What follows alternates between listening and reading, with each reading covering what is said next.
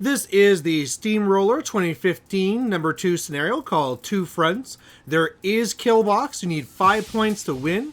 You get 1 for dominating your close zone, 1 for controlling the far zone, and 2 for dominating it. You can't do either of those though until you destroy the enemy objective, and if you do so, that's another control point. So this is now the second game of the King of the North tournament, and I'm now up against Adam and his Scorn. His 2 pairings there were Zaal and Xerxes, the Fist of Haloth thing there, with all the medium guys. And then for mine, of course, I had my Magnus2 and Constance. Now, this one really had me wondering what I should drop, because if you drop Fist, I really like the idea of having Constance to actually be hard-hitting. However, I felt that you'd be able to light my guys on fire and maybe kill my hard-hitting stuff before I actually did any damage. However, I also like to have Constance here against Zaal, because then I can actually deal with the Kovass if it ever jumps out. The reason why I went with Magnus2 is in the past, Adam has had some problems with Death Clock because he really likes to analyze, and so I thought, you know what, I'm going to take Magnus2, and I'm just going to see if I can really go for that and go for a scenario. And then he dropped Zaal, and I was like, oh no, because now if I ever kill any of his Ancestral Guardians, the Kovass is going to jump out, and I have not many magical weapons to deal with that. I mean, unless Magnus wants to obliterate him, or if I'm going to charge him with Alexia, it'll be very hard to deal with. So I might have to just try not killing them, and one thing that's going to help here is that it's not the tier. So because of that, they're not advanced deploy, and then hopefully I can just try and leave them away and not deal with them. So he won the initiative, and he want to go first, and he's basically running up. He has the spell onto the right Annihilator so that they have extra armor. Looks like there's another spell on the left one. I really can't remember what's here. I remember that the one Brute put up the spell onto his caster there so he can't be knocked down or anything. That's not really going to be a big issue unless I get a lucky slam or something, but the extra armor could be an issue as I try and shoot them down with the Nis. And so really at this point I had 2 options again. I can either hold back and then make sure I get the alpha to kill as much as possible, or just get right into him. And I figured in the end, let's just get right into him. So that's what I do. I run up here with all my press gangers. I can't get up to him, he's too far out, but the Nis go up first. Actually, before that, try and get some shots. I was hoping I'd be in range. I wasn't. Eliminators go on either side. I have Tough up onto Alexia and the Risen. Alexia is trying to get up there as far as she can. This is a nice one because I don't have that much shooting to worry about, which is kind of ironic because I put Bullet Dodger up onto Magnus, but what are you going to do? Otherwise, he did mobility, and a Nomad ran up there, and I'm just kind of waiting to see what he kills and then try and counterattack. So he does a really good job counterattacking, using the right Annihilators to go first. A lot of them charge over to the left side, and they kind of freed up those Annihilators to get a lot deeper than I thought they were going to get.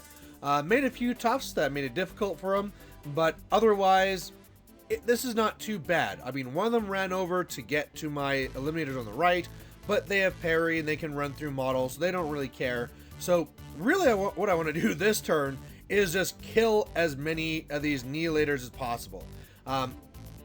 It might have been possible here to slam. If I get mobility, I might be able to slam out his guy in the zone there on the left without killing him and making the Kovass. I could also, if I could get my press ganger out of the way, kill those 3 Annihilators. Again, mobility, charge into the bronze back, and then if I feat this turn, lock him down so I get another turn attacking him. But we're gonna have to see what I can do, because I kind of really botch it up. I go with the Nis Hunters first so they can shoot the guys in the way for me getting to the bronze back. This is after I allocate 4 to my bonded Nomad, and realized, oh, I haven't activated my press gangers yet. So that was kind of really dumb. So, alright, instead of doing that, they do a big combine into the objective, and I roll like a 3 and do like 5 damage. So not really a great start. Past that, I go with the press gangers on the right. They do some good work. The Eliminators do some good work. The Eliminators also doing work on the left side. Assassins coming in. Of course, all Alexia and her Risen coming in and doing their thing. And I also make a Thrall to charge the objective with a Charging Weapon Master, and then forget to activate and charge it, just as I also forgot to activate my left press ganger. So, some mistakes being made early. I mean, you never want to have the Nomad just sitting there in the back saying, hey, I got 4 focus, it's all wasted. So, yeah, kind of not the best turn that could have been. But overall, Magnus does get up there, he pops his feet, and with this here, he can only move back and to the right.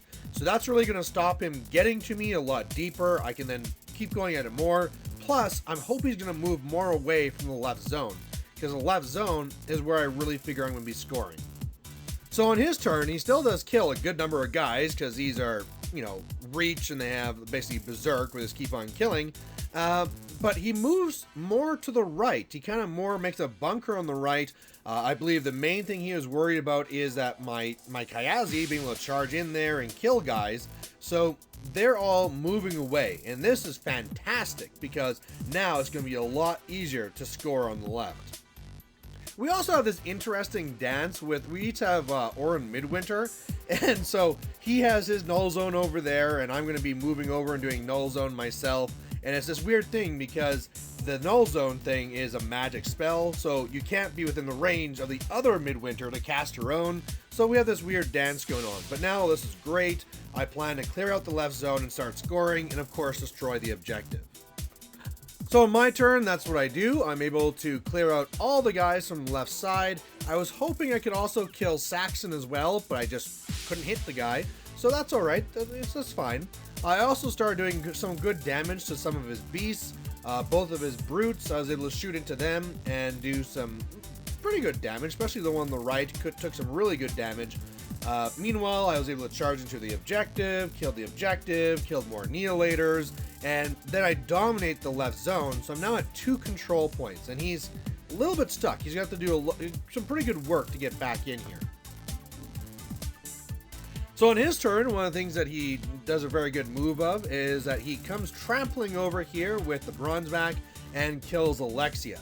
The Bronzeback is now in a spot where I can kill it, but I mean, a big part of what this list does is the recursion and blocking you with dudes, and killing Alexia is clearly a really good move to do.